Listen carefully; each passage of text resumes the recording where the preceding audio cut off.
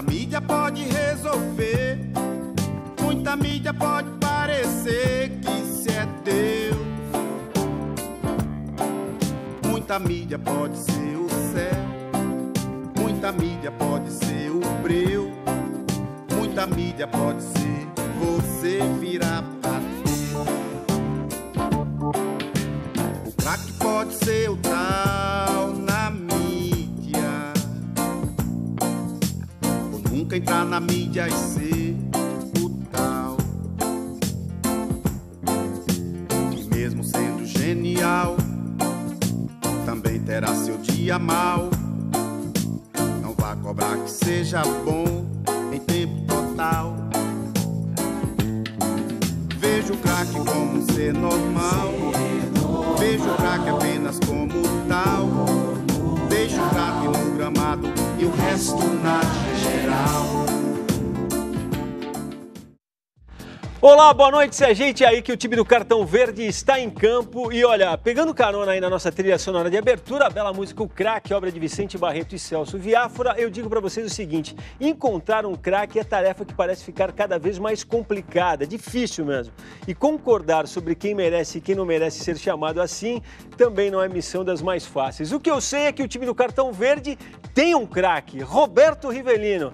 E o nosso convidado de hoje, se ainda não conquistou esse direito, tem recebido da mídia tratamento de craque. Eu estou falando do zagueiro Dória do São Paulo, nosso convidado de hoje. Aqui ao meu lado também os jornalistas Vitor Birner e Celso Zelt, que eu creio, como bons jornalistas, não esperam ser tratados dessa maneira, imagino eu, né? O meio de semana tem Copa do Brasil com o Palmeiras estreando, tem Libertadores com o Corinthians, que não terá Emerson Sheik, já vamos falar disso. E vocês que nos acompanham, por favor, a partir de agora, façam mais do que assistir, proponham temas, opinem, nos mandem um alô, assim vocês ajudam a gente a melhorar essa nossa receita aqui. Muito boa noite a todos. Eu aviso a quem está em casa também que o Dória não é assim que procedem todos os convidados, mas chegou cedo, a gente pôde bater um longo papo ainda, acho que já entrou no clima. Esse aí que era um bom programa, né? Fora do ar é bom. Mas não fala assim que o pessoal vai querer chegar antes da gente entrar no O programa fora do ar é sempre melhor do que o programa do ar. Imagino que Léo só aqui. E agora é a chance da gente botar do ar tudo que conversou com ele. Não foi Tudo pouco, não é hein, Dória? possível. Com o Dória é possível, com o Dória é possível tudo. Boa noite, gente. Agradeço primeiramente estar aqui com vocês. Tudo também não, né? Tudo também não. Mas algumas coisas dá para falar, por exemplo, você comentava com a gente da sua vivência no Botafogo, a convivência com um cara como o Seedorf, por exemplo, que pegava no seu pé, mesmo quando você acertava, é isso? O Seedorf foi um cara que eu aprendi bastante, com as conversas, com o dia a dia, trabalhando com ele, me fez evoluir bastante. É um cara que muitas pessoas achavam muito chato por ser muito detalhista, cobrar demais, mas no fundo, quem prestava atenção sempre tinha um fundamento querendo realizar uma coisa boa pro que ele cobrava, né? Então foi uma pessoa que me ajudou bastante. Mas conta a história do passe que você deu para ele mandou você ajeitar o corpo. Já tá falando que eu tinha que falar. Uma vez eu dei um passe para ele e acertei o passe. Só que aí ele parou o treino, reclamou bastante comigo, falou que eu tinha que dar o passe com outro posicionamento do corpo. E aí a gente discutiu, debateu, falei que o passe tinha chego para ele certo, mas aí no final fui pensar e fazer do jeito que ele queria e vi que ele tinha razão, foi mais fácil para mim realizar o passe da forma que ele falou. E até hoje estou usando essa tática dele. Bom, eu vou colocar aqui alguns twitteiros, vou citar a Marina Miyazaki, aqui o Gerson Ortega, nosso grande telespectador assíduo, Caio Casagrande. O Vladir pergunta se o Dória volta aos treinos amanhã para jogar domingo. Domingo tem clássico contra o Corinthians no Morumba. Isso, volta amanhã. Conversei já com os doutores, amanhã eu vou fazer um teste pela manhã e à tarde já volto a treinar normal. Tá sentindo bem o tornozelo? Tô sim. Precisava dar uma tratada que deu uma lesão, fiz o exame e deu lesão. Mas aí já tá cicatrizando já e amanhã eu volto. Esse tempo todo que você ficou sem jogar muito tempo, eu acho que faz mal para um jogador, né? Ainda mais você que está acostumado a jogar todos os jogos. Isso aí tá dificultando você um pouco? Você está em ritmo de jogo ainda ou você acha que aos poucos você vai chegando? Então, eu acho que eu vou evoluir com cada jogo que vai passando. muitas pessoas acham que esses 6 meses que eu fiquei lá sem jogar no time principal, eu estava parado. Também não era assim, eu estava jogando pelo time B e não estava totalmente fora de forma, essas coisas. Eu estava treinando sempre forte a semana inteira, no final de semana eu jogava no time B, então não estava levando um ritmo parecido com como se estivesse no time principal. Mas é claro que é diferente, a forma, a exigência com os atletas é diferente, mas com o decorrer desses jogos com São Paulo eu vou melhorando, tenho certeza disso. Hugo, nos times muito vencedores e competitivos, a cobrança entre os jogadores costuma ser intensa até que o time se acerte. A gente não nota isso no São Paulo pela postura de alguns jogadores. O Ganso, por exemplo, no jogo da Libertadores contra o Corinthians, ano passado, por exemplo, já era um Ganso diferente no final do ano, quer dizer, alterna muito o comportamento dentro de campo. E eu acho que, pela forma como o São Paulo joga, né, se não tiver pelo menos 2 jogadores lá da frente voltando para compor o meio de campo, estourem vocês. E o São Paulo joga com uma zaga exposta. Queria saber qual é o nível de cobrança de vocês, da defesa, para esse pessoal que tem mais nome, para ajudá-los para o São Paulo ser um time mais competitivo. Como você falou, a gente joga... na linha de 4 joga bastante adiantada. E se uma pressão for mal feita lá na frente, vai com certeza estourar na gente. Eu acho que conversando, às vezes no jogo, pela torcida, não dá para escutar. Quando você vai chamar um companheiro, ele não consegue ouvir muito bem. Então, acho que já está mecanizado. O jogador já tem que estar ligado um segundo plano, quando não estiver dando certo uma situação ou outra. E às vezes também contagia pela atitude do outro. Você está chegando firme, está colado no adversário, acho que contagia o outro está vendo, o seu companheiro está vendo, pô, ele está sempre firme, sempre jogando sério, ganhando dividida, eu tenho que ir bem também, não vou fazer corpo mole, não vou afrouxar na marcação. Às vezes algumas atitudes ajudam também quando você não consegue conversar, mas como você falou, que não tem como conversar tanto, conversar durante os treinos para quando chegar no jogo já saber tudo certinho. Não que precisa tem que ser falar, feito. É porque às vezes também é característica do jogador, né? Que não adianta, às vezes você quer até impor um tipo de função, de marcação. É a característica do jogador. Eu concordo contigo plenamente, Você só que se perde uma coisa de vista hoje. No seu tempo, o dos craques, o jogador tecnicamente resolvia. Hoje é muito coletivo. Então o Ganso, qual é a principal característica dele? O passe, visão de jogo. Luiz Fabiano, a definição. Tá? Só que eles não entram para... O Ganso não entra para criar e o Fabiano para definir. Eles entram para fazer o time ganhar. Isso está muito acima das funções individuais deles. Então, quando ele vê, por exemplo, que tem um espaço, o jogador no meio de campo que nem o Ganso, e precisa marcar, o treinador não tem que chamar atenção, ele tem que automaticamente ir lá, porque ele está lá para fazer o time ganhar. Mas o Ganso tem feito isso. Depois do jogo contra o Corinthians, com uma pressão enorme, começou a fazer um pouco mais. Aliás, o jogo contra Vem na corneta, né? o jogo contra o Corinthians ninguém esquece. Aqui a gente vai ter a oportunidade de comentar algumas coisas com o Dória, principalmente a respeito do seu ritmo de jogo, Dória, que é uma coisa que todo mundo está falando aqui. E o Riva também já levantou. Então, como ele falou, eu acho que,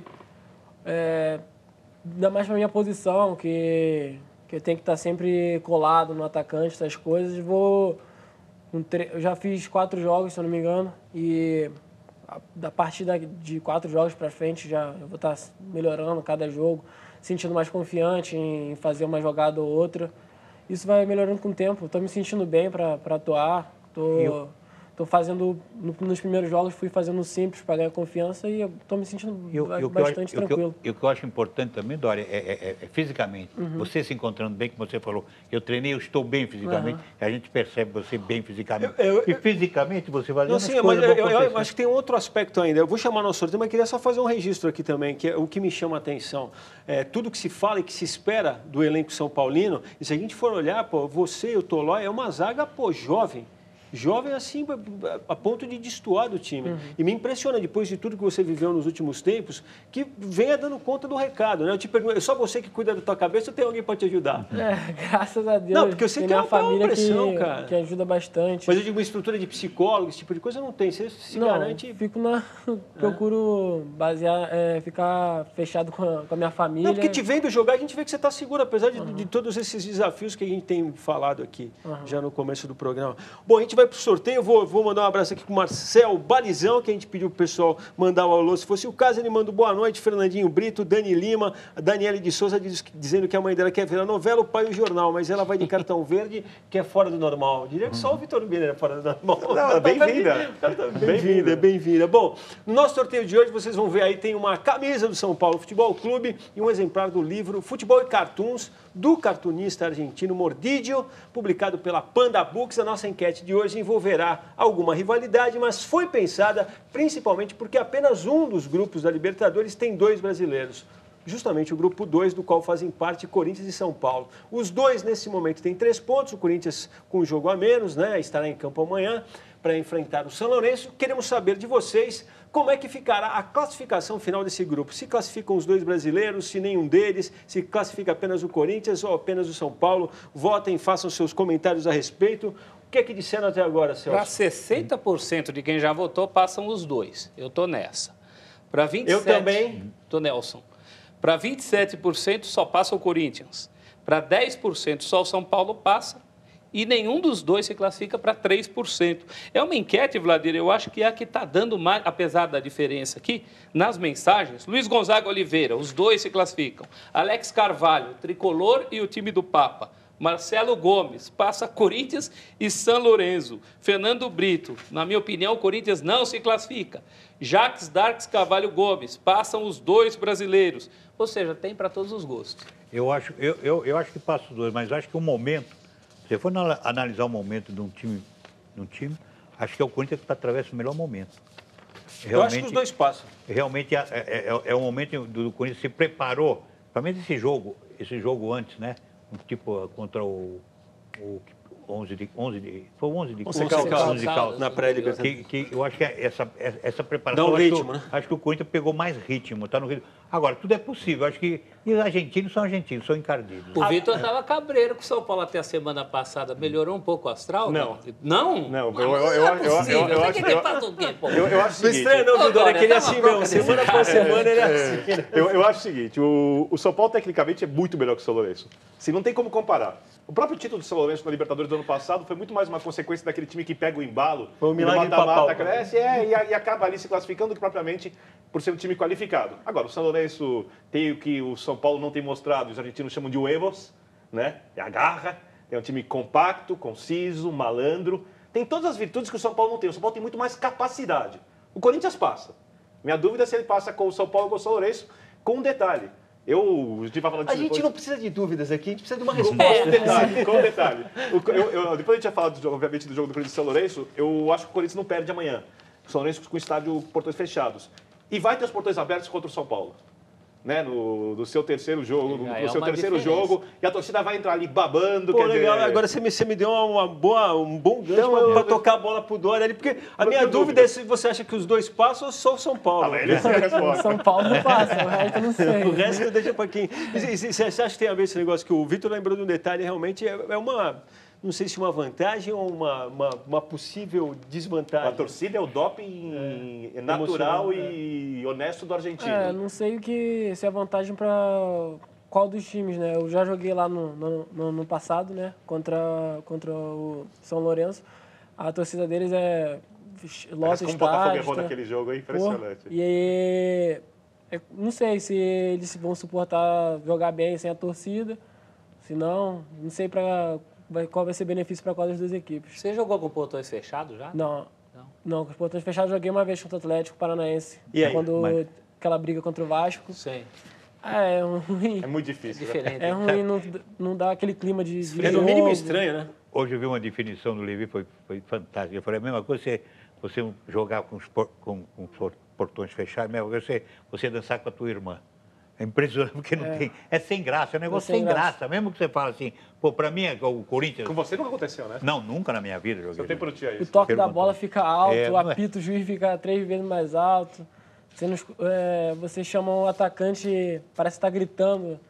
Parece que tá do seu lado. Pior para quem joga em casa. É muito ruim. Não tem pressão. Bom, a gente vai voltar a falar do São Paulo, que hoje teve a apresentação do Wesley. Antes, vamos dar aquela já tradicional passeada por alguns fatos que foram destaque nesses dias, que separaram o nosso último encontro desse encontro que estamos tendo agora. No tão aguardado Grenal de torcida mista, nada de gol. E bem que a torcida merecia, quer dizer, parte da torcida. Porque aquela outra parte, que não presta, continuou marcando presença no Sul, em Santa Catarina, na Bahia. Mas falando em futebol, o final de semana foi de quem foi e de quem não foi também. Arouca, que não recebeu do Santos, foi pro Palmeiras e finalmente estreou. Jadson, que disseram que iria, ficou e fez a alegria dos corintianos. Mas nesse final de semana que teve o Botafogo vencendo o Flamengo, a beleza ficou por conta dos Robinhos.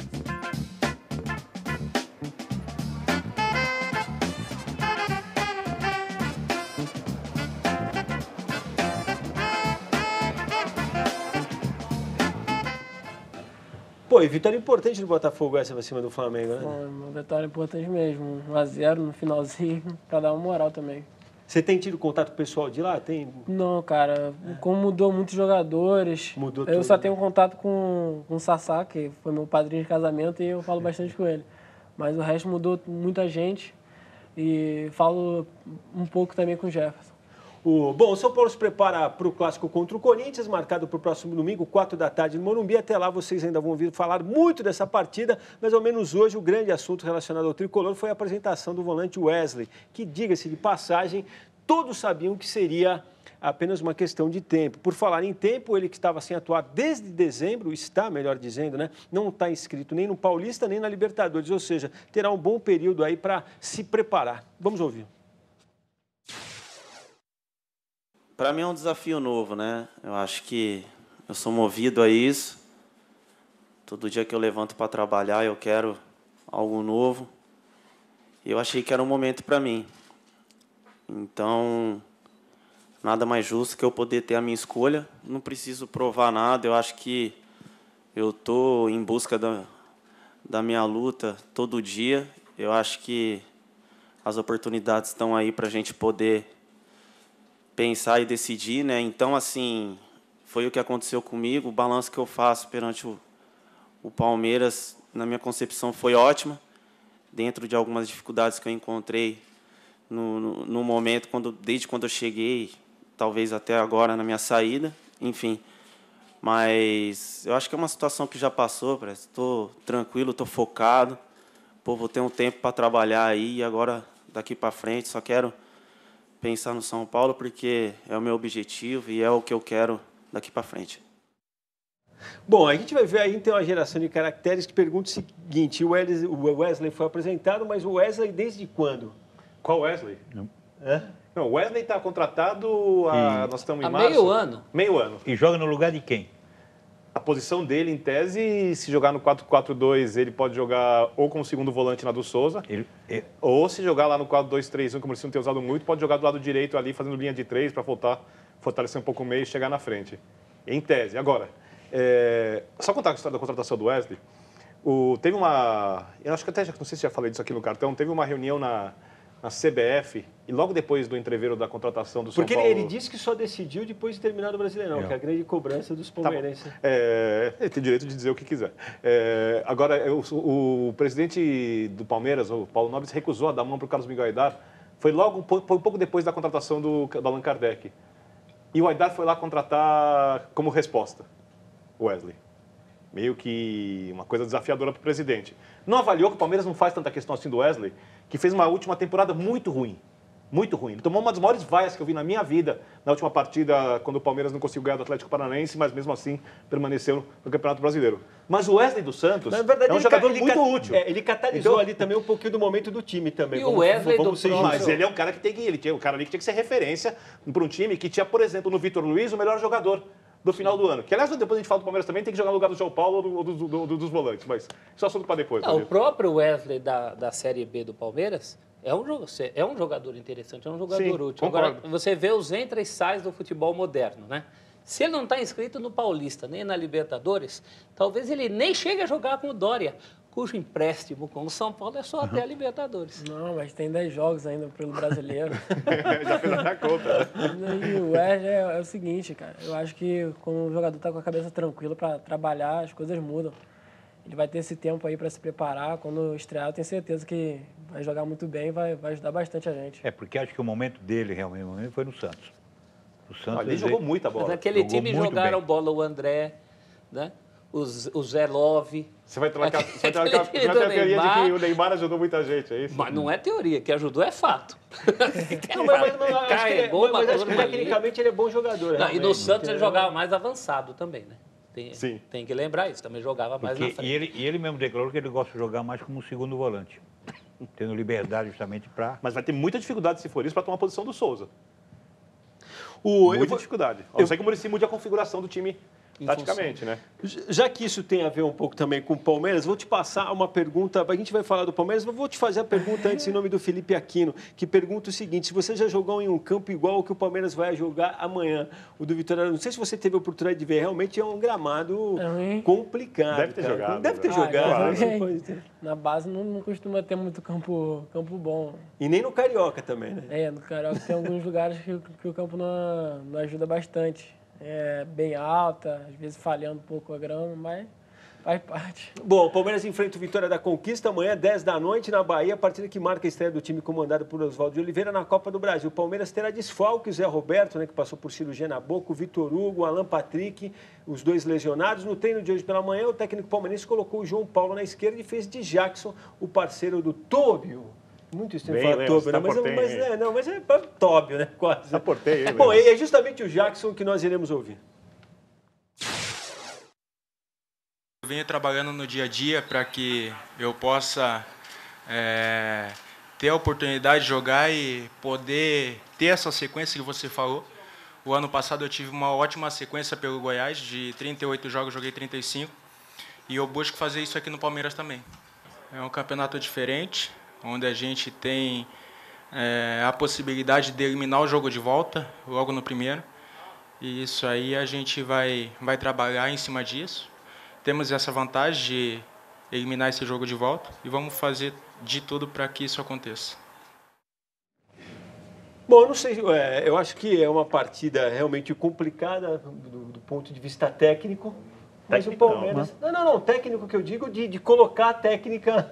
Assim. Apresentar a técnica. Mas é jogo pro Palmeiras se classificar ali. Eu até entendo a escalação do João Paulo, que eu não entendi a contratação muito, porque é um lateral que avança e tem muita dificuldade de marcação, né? E o Vitor Luiz é um jogador que cresceu muito ano passado. Eu acho que vale você investir nos atletas da casa. Só que o Oswaldo tem usado ele mais como volante. Mas, numa partida dessas, em que o Palmeiras deve ter iniciativa, deve ter muito mais volume de jogo ofensivo, é interessante você ter um jogador com essa característica para fortalecer ali a jogada de linha de fundo do lado esquerdo.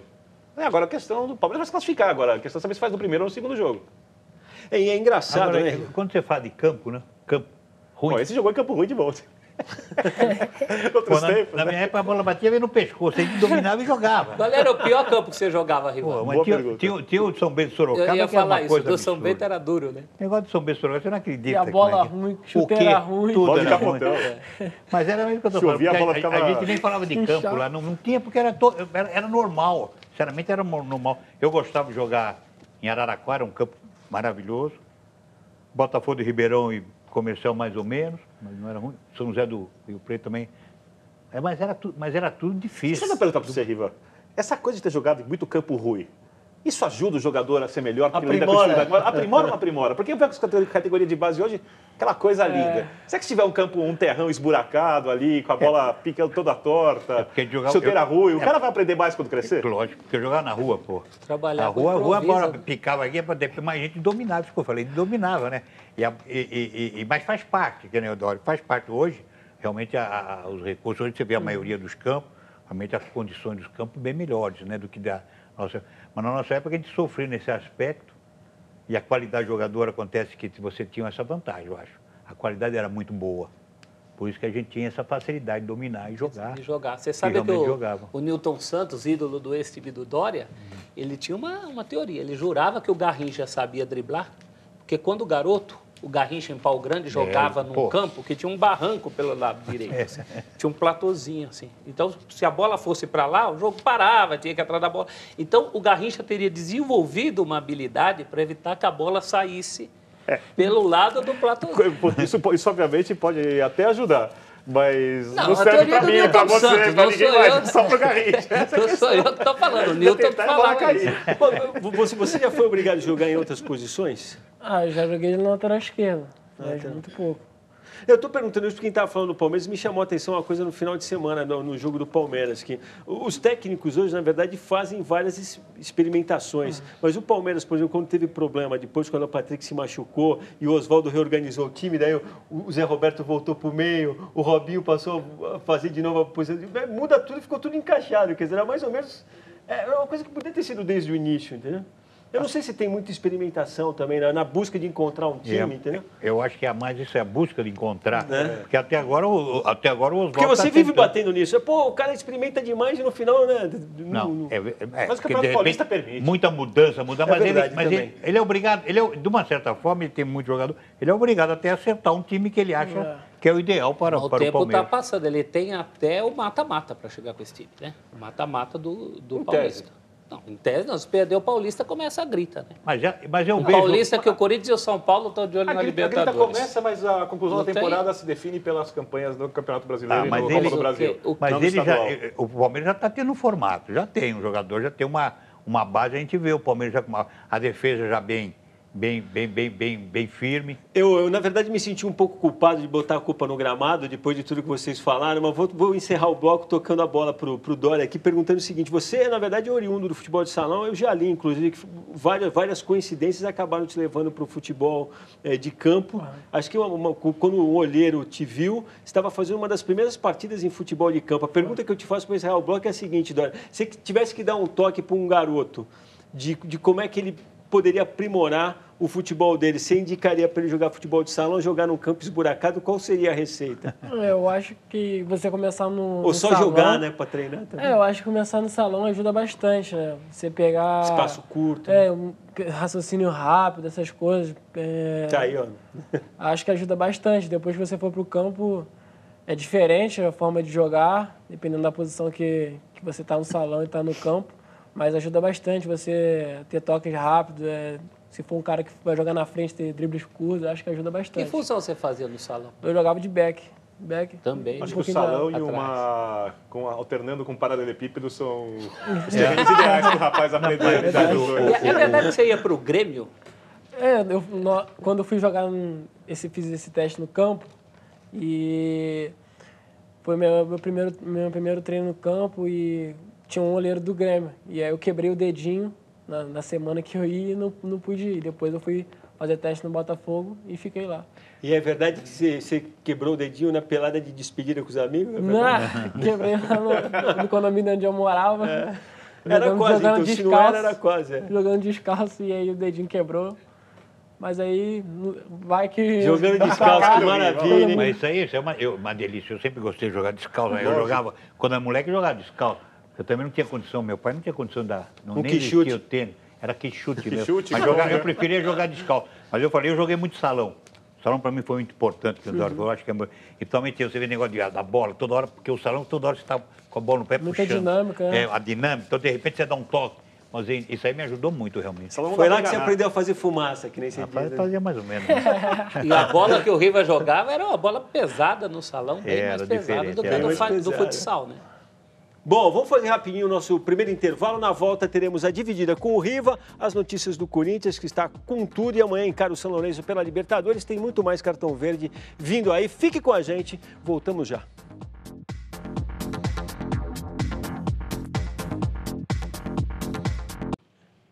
Estamos de volta com o Cartão Verde. Antes de colocar o Riva na dividida aqui, o César Gardes pergunta: Dória, se o Tricolor chegar na final da Libertadores, você jogará? Por cláusulas contratuais, até hoje não, mas aí até lá a gente dá Tem um jeito. movimento nesse sentido. Até, de levar até agosto. Pelo papel, não vou poder jogar. Mas até lá, muitas coisas podem mudar, né? Não sei o que E aumentar um pouquinho o empréstimo também comprometeria a pré-temporada de lá, né? Talvez isso voltando, complique. chegaria no meio da pré-temporada. Entre as muitas perguntas que o Jorge Williams e o Zabidala faz, eu acho que uma é até o momento certo de você falar. Dória, por que não deu certo na França? Cara, é uma pergunta que até eu me pergunto isso. É difícil de responder. Eu estava dando o meu máximo todos os dias de treinamento, esperando uma oportunidade. É uma escolha do treinador de não me colocar. Eu só tinha que respeitar essa opção dele. Continuava trabalhando, nunca deixei cair. Estava preparado para uma eventual escolha dele e me colocar para jogar. Não aconteceu. Ele não te escalou nunca, porque quem entra na Wikipédia vai ver você com 0 jogo no Marseille. É 0 mesmo ou é 0 naquele critério de europeu que só considera jogo do campeonato? Nunca entrei nenhum minuto no time principal. Eu jogava só no time B mesmo. Ficava no banco. Mesmo quando todos da posição não tinham condição de jogo, pelo que você falou para ele também. Esse é um detalhe importante. Parece que é uma bronca pessoal, né? Parece um negócio incrível. E agora, mas a tua cabeça, Dória, a tua cabeça fala assim, não, eu quero ficar, a ideia ainda, você voltar e mostrar o seu valor lá. Eu acho que eu não preciso provar para ele o que... Não, ele não, até tomara que ele saia. Né? Para ele provar que eu tenho possibilidade. Eu acho que todos os jogadores, a comissão, a diretoria, a presidência, todos apostavam em mim, pediam para que eu jogasse. E eu acho que se for para voltar para lá, e eu vou sem receio, sem queria provar que eu estava preparado, essas coisas eu vou jogar com tranquilidade, da forma que eu venho jogando aqui no São Paulo. Mas é isso, eu tô feliz de estar jogando pelo São Paulo, eu acho que isso que mais importa, estou pensando só no São Paulo. Quem perdeu o fio da meada, o Marcelo Bielsa é louco técnico. Né? E sabe que ele é freguês do São Paulo, né? Sim, era o técnico do Nils. 92, ele era técnico do Nils. Naquele que é considerado o maior time do Nils Old Boys, tanto que ele doou uma fortuna para a construção de um CT, e o nome do estádio do Nils é o nome dele. Puxa, Vitor São Paulo ganhou a Libertadores. Você me lembrou uma coisa, que em 92 ele pediu muitas informações do São Paulo para a revista Placar. Eu trabalhava na Placar. Você deu as informações certas? Mas claro, eu sou jornalista, passei as informações para ele. Olha e aí, quando acabou o jogo... Que traíra, quando acabou o jogo, que o São Paulo foi campeão, eu fui ao vestiário e pegar uma palavra dele sobre o São Paulo, sobre a perspectiva no Mundial, se o São Paulo ia ser campeão do mundo, enfim. E aí ele não quis nos atender da Placar, ficou nervosinho lá com a derrota nos pênaltis, e apesar de um bom relacionamento durante a semana, ele ficou meio cabreiro com a gente. É meio difícil, viu, informações, acho que as informações do Placar foram totalmente contrárias, né?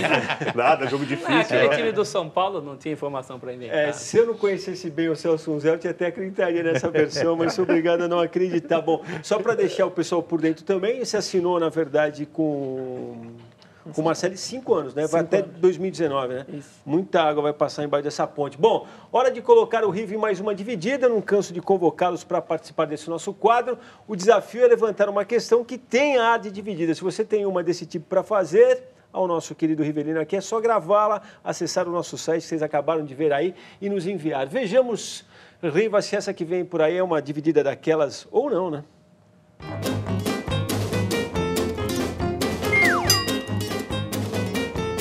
Oi, Riva, eu me chamo Diego, eu queria fazer uma pergunta. Você acha que com esse time que nós temos agora, a gente chega longe na Libertadores? Diego, um abraço. Realmente, é que eu falei no início do programa... Esse cara é seu parceiro, isso não é uma dividida, né? Não é. São passes. Você deve ter de jantar com o cara ontem, isso aí, né? Não. O cara tocou a bola, né? Pô, tocou a bola, você faz o Ele tirou o pé na dividida, ele. Conheci o Diego agora. Então, mas eu vejo o que eu falei. Eu acho que o Corinthians se preparou muito bem. Eu acho que dos clubes brasileiros é o melhor, que está num momento fantástico. Agora, acho que pode ir longe. Sinceramente, o Corinthians tem tudo para ir muito longe nessa Libertadores. Bom, o que teve de novidade no Corinthians, no treino realizado lá na Argentina hoje já, a modificação que o Tite fez na zaga, né, tirando o Felipe e colocando o Edu Dracena para jogar. A vaga do Sheik, que não viajou com o time, a gente já vai falar disso, né? Ele tem uma inflamação no joelho, mas se falou dos atrasos aí que ele vem acumulando desde o começo da temporada. Antes de iniciar esse papo, vamos ouvir aí o Renato Augusto e o Danilo que falaram no embarque para a Argentina. Pontuar lá vai ser muito importante para a gente, para fazer esses 2 jogos fora de casa bem, sempre pontuando, para depois vir jogar 2 jogos dentro de casa. A gente sabe que na arena a gente é muito forte, então aproveitar esses jogos fora de casa e pontuar. É complicado, né? Fica um ar meio que de treinamento, mas a gente sabe que é um jogo decisivo e que a gente tem que fazer um grande jogo lá. Não vai ser nada fácil, a gente tem que superar tudo isso aí. Jogar da mesma forma, acho que a gente não tem que mudar, acho que a gente tem um estilo de jogo E é manter dentro e fora de casa. A gente pensar grande, então tem que jogar assim. Bom, queria ouvir vocês primeiro sobre essa questão do Sheik, que continua dando o que falar. Né? Olha, eu gosto. Se o Sheik está começando a fazer, se realmente for o problema que eu li, que é o problema da contusão, mas se for problema de atraso, eu acho que é ruim para ele. Pô, ele que já vem com os problemas lá do Botafogo, né? A dispensa dele. Tem jogado muito bem. É um jogador que eu falei aqui, que a maior contratação do clube foi a volta do Sheik, que é um jogador que me agrada muito, jogador que se identifica com o torcedor corintiano. O estilo combina com o time. Não, convém, e ele se dá bem, ele encaixa no time. Agora tem que ser profissional. Tomara a Deus que seja mentira esse problema de atraso, que ele não foi porque o Tite já está metendo um castigo nele. Se começa assim, não vai realmente... Mentira, Riva, mentira não é, que ele colocou no Twitter lição aprendida. Ele, Sheik, escreveu lição aprendida em relação a esse episódio. Né? Como é que você encara isso, Celso? Está fazendo vestibular para Jorge Henrique, né? O que não pode está fazendo vestibular para Jorge Henrique. Não pode perder a confiança. Mas isso que eu estou falando, vai perder. E o Tite já mostrou do técnico o que é, né? Realmente, sinceramente. Por falar em Jorge Henrique, o Tite elogiou o Mendonça, né, na última partida, disse que ele tem características parecidas com... Que será o substituto. E não, por acaso, o Mendonça já aparece como substituto. Sim, até porque ganha velocidade de contra-ataque, o São Lourenço tem dificuldade para jogar ofensivamente, se o jogo se arrastar no empate ali. Eu acho que o Corinthians é até um pouco favorito para ganhar o jogo porque não tem torcida. E o São Lourenço vai sentir muito impacto disso, enquanto para o Corinthians, tudo bem. Agora, ele, pelo menos com o Mendonça, ele tem muita velocidade ali de contra-ataque, né? Então, o São Lourenço saindo um pouquinho, pode jogar nas costas do lateral, o Ortigosa também não pode atuar, quer dizer, tem uns desfalques. Agora, quero entender uma coisa. O jogador atrasa, vamos supor, em 3 meses, 20 vezes. 10 minutos, 5 minutos. Que impacto isso gera no rendimento dos outros jogadores e na parte coletiva? Se nada for feito, eu acho que os outros jogadores já começam a ficar, E se tomar uma multa? Porque só eu tenho que chegar na hora. Se tomar multa, ele vai se tocar, que aí vai dentro do bolso. Não tem a caixinha, a famosa caixinha, existe? Tem muitos clubes que trabalham com caixinha, vai chegando 1 minuto, aí R$100, vai passando 1 minuto, vai aumentando.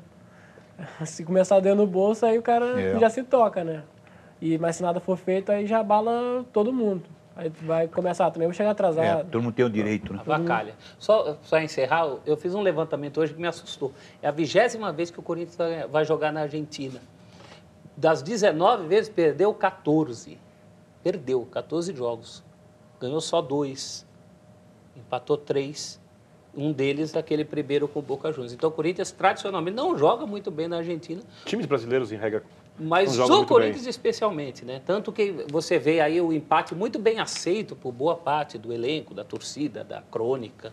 Tá todo mundo achando que o empate... Se eu não me engano, o São Paulo, do Dória, foi jogar, eu não lembro se foi 6 ou 8 vezes na Argentina, para depois fazer o primeiro gol. Eu acho que a primeira vez que marcou um gol foi contra o Quilmes, naquela primeira fase de Libertadores, quando depois teve o problema do De Sábato, do suposto caso de racismo envolvendo o grafite aqui na volta. E a primeira vez que venceu lá foi quando ganhou do River Plate na semifinal.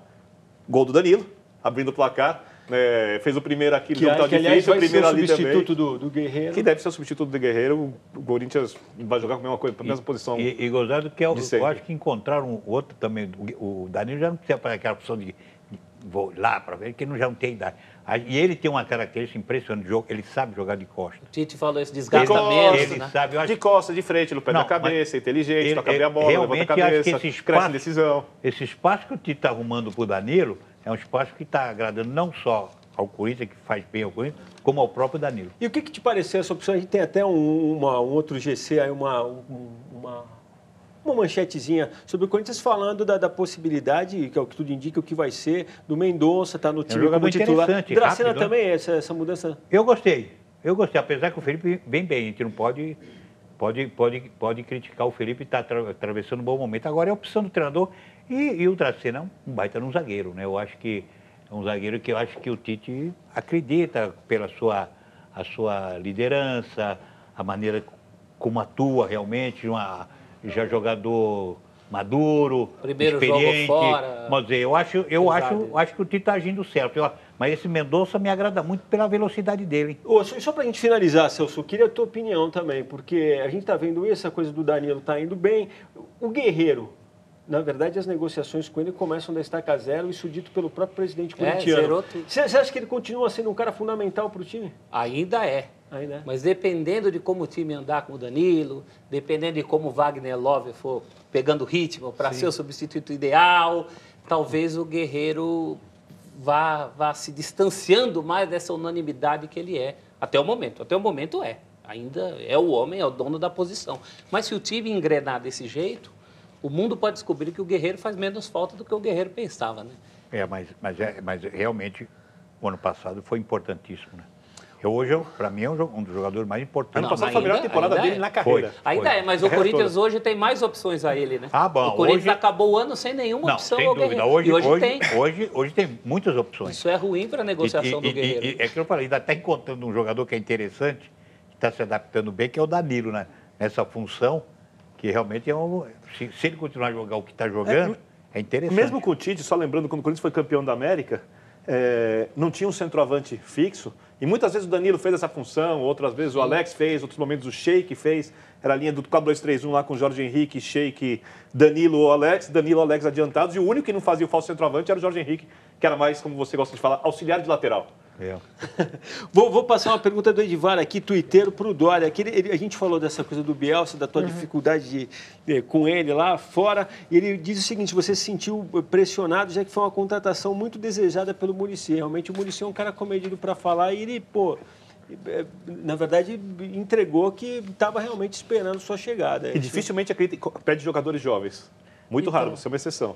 Foi a parte que eu mais fiquei feliz, né? Saber que ele precisava contar comigo e estava afim da minha contratação. Acho que isso foi a parte onde eu fiquei mais feliz e vim para o São Paulo muito contente em saber disso. O Santos volta a campo no domingo, enfrenta o Botafogo em Ribeirão Preto, pelo Paulista, né, 6h30 da noite. Não terá o Robinho, também o David Braz, o zagueiro, né, os dois levaram o terceiro cartão amarelo. O time santista treinou hoje pela manhã. Quem esteve na sala de imprensa foi o atacante Ricardo Oliveira. E a formação do ataque santista, há tempos dá pano para manga, como dizem por aí. Vamos ouvir o Ricardo Oliveira. Eu acredito que estou fazendo um bom trabalho, estou tendo um papel importante dentro do time, não só defensivamente, mas ofensivamente também, e o gol vai sair. Isso é uma coisa que não me preocupa muito. Obviamente, eu me cobro muito, eu me exijo muito, porque a minha função dentro do time é essa, é fazer gol, e depois de fazer gol é ajudar o time defensivamente, procurar criar espaço ali na frente para nós atacantes conseguir fazer os gols que se esperam de nós. Mas é uma coisa que eu levo de boa, para mim não me tira o sono, não faz com que eu melhore ou tente melhorar na parte física ou algum trabalho de finalização, fazer muito mais, porque eu acho que está sendo feito e realizado um bom trabalho.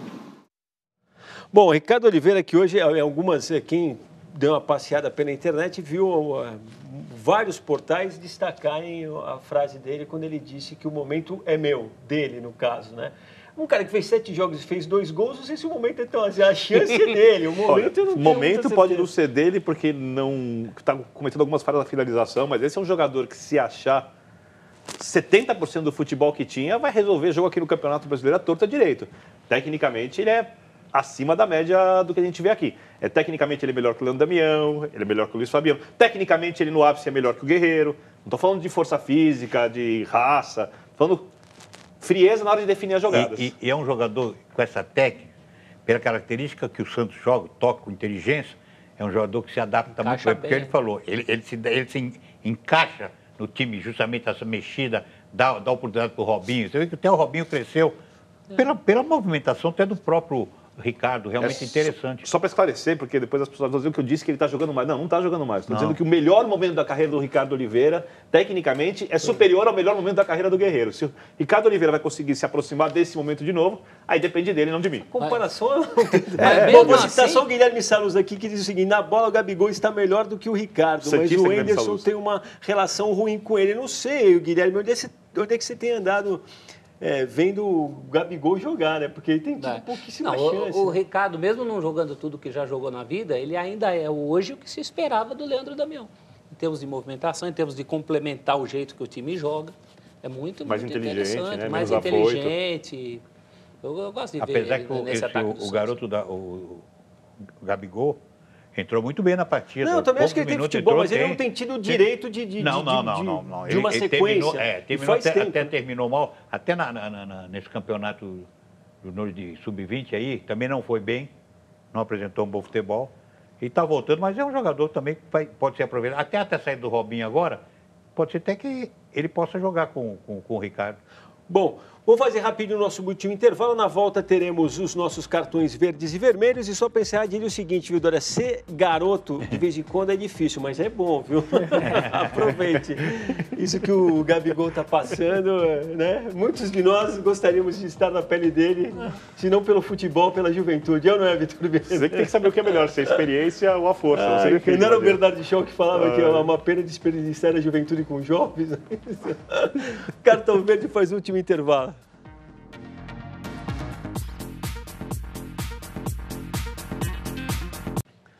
Cartão Verde está de volta. Vou tocar aqui a bola para o Dória para ele responder uma outra pergunta de tuiteiro aqui. O William, morador de São Paulo, aqui pergunta para você qual foi seu melhor momento de jogo e o mais engraçado. O mais engraçado? Acho que uma vez num jogo contra o Flamengo, no Maracanã, e eu recuar a bola para o Jefferson e o atacante estava vindo. Só que se eu recuasse com o pé, a gente estava muito perto, na distância minha e sua. Baixada, hein? E aí eu tive que abaixar no chão, meio que deitado, para dar de cabeça para ele pegar com a mão.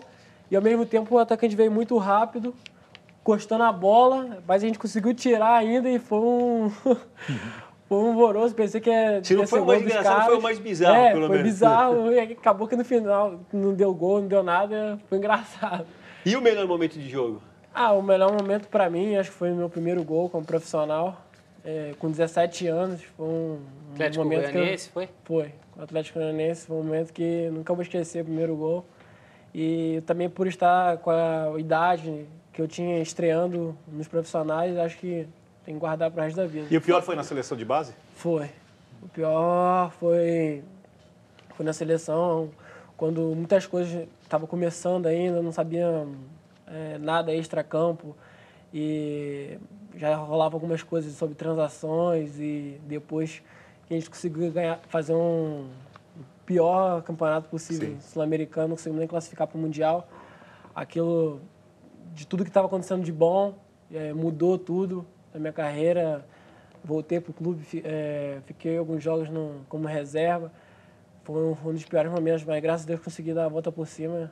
E serve de aprendizagem, né? Eu acho que um baque aquilo, hein? Faz crescer. Foi uns 2 meses, um mês que eu queria até esquecer, porque tinha um propósito até, se eu fizesse um campeonato bom, proposta para ir para a Europa, muitas coisas se falando, e depois que a gente não conseguiu nem classificar para o Mundial, cheguei no meu clube, era reserva, e o que estava bom mudou tudo, né? Do dia para noite mudou tudo. Eu acho que graças a Deus, isso vai servir de lição e conseguir dar a volta por cima. Você chegou a ter proposta da Juventus e do Barcelona ou foi só sondagem? Cara, eu fiquei sabendo de muitas sondagens, né? Juventus sim, né? Barcelona, acho que não, na época foi mais... o Botafogo falou não, porque eles queriam empréstimo, não é isso? Foi muitas coisas pela mídia.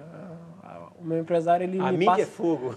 O meu empresário, ele me passa mais quando tem uma coisa bem concreta, que vai ser bom, ele me passa. Se for só boato, não... E tem muita gente aqui perguntando assim, da tua expectativa com relação à seleção. Você falou desse momento na seleção de base, mas se não me engano também quando a seleção de base ganhou aquele torneio na Suíça, acho que foi contra a Gana, você era o capitão, não era? Então, depois desse momento, na minha próxima convocação... Aí caiu tudo. Mudou tudo. Eu disputei... Capitão bateu o último pênalti, se não me engano, né? Fiz o gol, fomos campeões, e antes, no mesmo mês, tínhamos disputado Toulon, fui campeão também como capitão, no outro ano fui campeão de novo de Toulon. E considerado o melhor jogador, né? Do torneio. Fui o melhor jogador do torneio, e outro, no outro Toulon, no mesmo mês, fui o melhor zagueiro. As coisas mudaram, serviu de aprendizagem, depois tudo mudou, todos os jogos ganhamos, fomos campeões 2 vezes seguidas de Toulon, e graças a Deus mudou tudo, serviu para aprender bastante e dar a volta por cima, até mesmo na seleção. E aí, Rivar? Verde. Cartão verde para quem?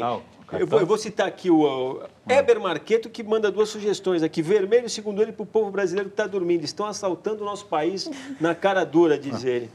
E o cartão verde para o José Rico, falecido hoje, né? O milionário, milionário Zé Rico, realmente 68 anos. Isso aí também daria, mas... Uma grande figura. Mas realmente também, além do Marqueto Zé Rico, já deu, que já deu, mas também a ele.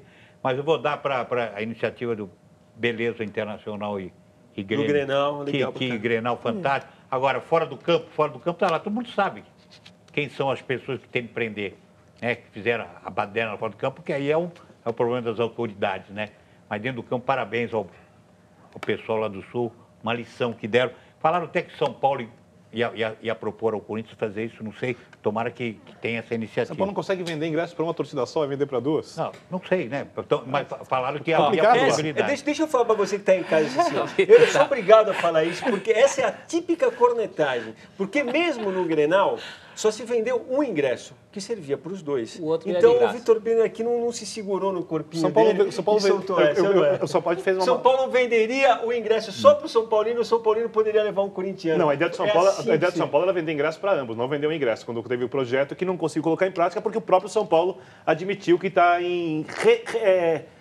se reformando para conseguir vender os ingressos direito, que não foi possível na Libertadores. Eu roubo a bola do Vitor Brenner e toco para você de novo. Manda, Rivan. Então, o Vermelho já está entalado faz um pouco de tempo aí, o regulamento desse Campeonato Paulista que fizeram, a Federação Paulista, só 28, forçando só 28 inscritos.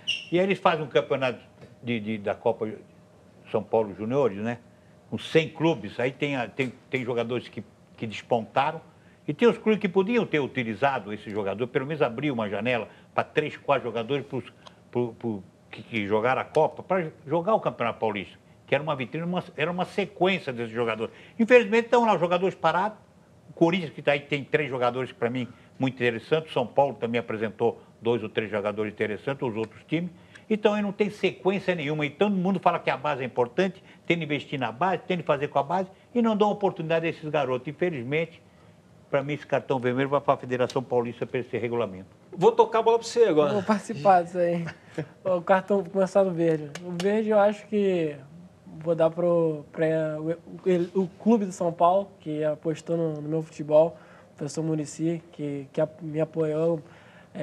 Todo mundo me trata muito bem lá, me receberam de braços abertos e acreditaram no meu futebol. Então, cartão verde. Aí já fez a merda, agora eu quero ver o vermelho. O vermelho, cara. O vermelho é eu gostei do Rivelino, eu gostei do Rivelino. Não tenho muito o que dar cartão vermelho, não tem mágoa com ninguém. Eu acho que gostei da atitude do Rivelino. Você acompanha o Rivelino? A sequência do pessoal que vem da base. É como importante. O campeonato do profissional tinha começado, a sequência Você seria foi importante. destaque numa Copa São Paulo? Foi. Foi depois da Copa que eu subi. Oswaldo te promoveu? Foi, o Oswaldo. Diga, Celso. Vermelho, mais uma vez, para a violência em geral, mas em particular para a briga no Bavi, porque era o último reduto em que a gente tinha menos violência entre torcida organizada. Era o Bavi. O pessoal da Bahia sempre levava mais na boa e agora, infelizmente, até na Bahia. E o verde para o trabalho de reconstrução do Botafogo, esse time do Dória, com uma coisa legal que está acontecendo dentro de campo, um time totalmente esfacelado, caiu para a Série B. Um trabalho bacana do René Simões, do Bill, do Jobson, né? Bill Gates e Steve Jobson. A torcida do Botafogo está falando lá. É uma coisa legal de se ver o Botafogo ganhando o clássico e se reerguendo. Cartão verde para a fase do Felipe Coutinho. Fez um grande jogo no final de semana. Muito bem. Jogador que cresceu muito, depois foi para a Inglaterra e, se continuar evoluindo assim, vai fazer mais sucesso na carreira. E cartão vermelho para 2 questões de ingresso. Uma para o São Paulo, que conseguiu proporcionar o menor público em muito tempo para a sua torcida. Gente conseguindo ter 10 faturas de cartão cobradas e ingresso não recebia tal. E era previsível, por causa da marca da troca da empresa, que vai dar muita polêmica ainda, tá? Essa troca de empresa de fornecimento de ingressos. E o cartão vermelho para a Ferdi também. Para o preço do ingresso da Libertadores, R$120, São Paulo fazendo ingressos populares, jogou esse preço lá em cima. E o São Paulo hoje é um time popular, não é um time de elite, ao contrário do que dizem. E para a Ferdi, que pega 75%, 76% das rendas no Campeonato Carioca, Quer dizer, renda de 2 milhões e pouco, o clube fica com quase nada de dinheiro, tarifas 8 vezes maiores que a da Federação Paulista. Também é absurdo. Quer dizer, é um absurdo. Quer dizer, a federação não pode ganhar mais dinheiro do que o clube. O clube investe no jogador, o clube paga o salário, o clube tem um custo fixo enorme, o clube faz o espetáculo, o clube leva os artistas, leva os jogadores para o campo e a federação é um bando de burocratas sugando. Então não pode ganhar mais dinheiro. Bom, o meu verde, a gente tem que ter alguma vantagem, eu diria assim, em preparar o programa, porque vai ser, no final meu cartão verde vai ser ilustrado, porque a gente combinou aí de mostrar. O meu cartão verde vai para o Léo Moura, que hoje fez o último treino no Flamengo, amanhã o time faz um jogo amistoso no Maracanã, às 10 da noite, contra o Nacional do Uruguai.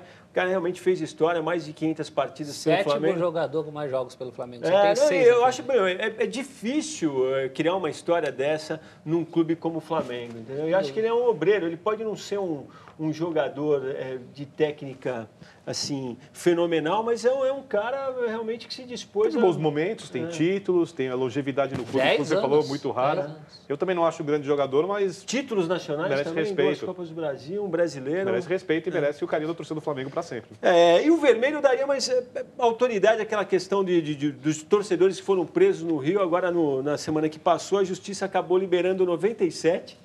Uma vez só, um chega com a liminar lá, acabam soltando todo mundo. E aí vem aquele velho papo que eles vão ter que se apresentar lá na delegacia de polícia 2 horas antes dos jogos. Mas e a gente acredita nisso. Mas você vê, mas pelo menos teve um reflexo. Você vê no Botafogo e Flamengo, 0 violência, não aconteceu nada.